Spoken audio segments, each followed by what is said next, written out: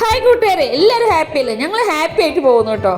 മോൻ്റെ പഠിത്തം എല്ലാം കഴിഞ്ഞ് പഠിത്തം കഴിയുന്ന വെച്ച് കഴിഞ്ഞാൽ ഹയർ സെക്കൻഡറി കഴിഞ്ഞ് ഡിഗ്രിക്ക് പോകുന്ന സമയത്താണ് മുടിയൊക്കെ വളർത്തി കുറച്ച് ഫാഷനൊക്കെ ആക്കുകയാണ് ആൾ കേട്ടോ. കളറിങ് ചെയ്യുക, അത് കുഞ്ഞു കുഞ്ഞു ആഗ്രഹങ്ങൾ അവർ ചെറിയ ക്ലാസ് മുതലേ ഉണ്ടാവും. പക്ഷേ ഓരോ സ്കൂളിലും പഠിക്കുമ്പോൾ ആ സ്കൂളിലെ ഡിസിപ്ലിൻ എങ്ങനെയാണ്, അവിടുത്തെ റൂൾസ് എങ്ങനെയാണ്, അതുകൊണ്ടാണ് കുട്ടികൾ മുടി വളർത്താൻ പാടില്ല, ഒരു ലിമിറ്റിലേ പാടില്ല, അതൊക്കെ കീപ്പ് ചെയ്ത് പോകണം. അതൊക്കെ ഡിസിപ്ലിൻ്റെ ഭാഗമായിട്ട് നമ്മൾ കൊണ്ടുപോകുകയും വേണം.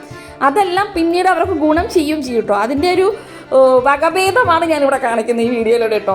പഠിക്കുന്ന കാലത്ത് ഡിഗ്രിക്ക് എത്തുമ്പോൾ മുടി വളർത്തി, അതാണ് ഫസ്റ്റ് നമ്മൾ ആ ഷോർട്ട് കണ്ടതിൽ.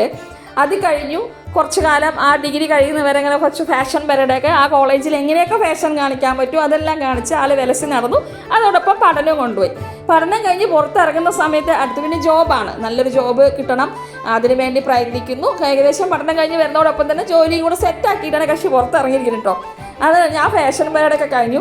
ജോലിക്ക് പോകുമ്പോൾ നമ്മൾ ഇങ്ങനെയൊക്കെ പോകുന്നത് ശരിയല്ലല്ലോ എന്നൊരു തോന്നലുണ്ടാവില്ലേ കുട്ടികൾ? അത് ചെറിയ ക്ലാസ്സിൽ പഠിച്ചതിൻ്റെ ഗുണം അപ്പോഴാണ് അവർക്കത് മനസ്സിലായി തുടങ്ങുന്നത്.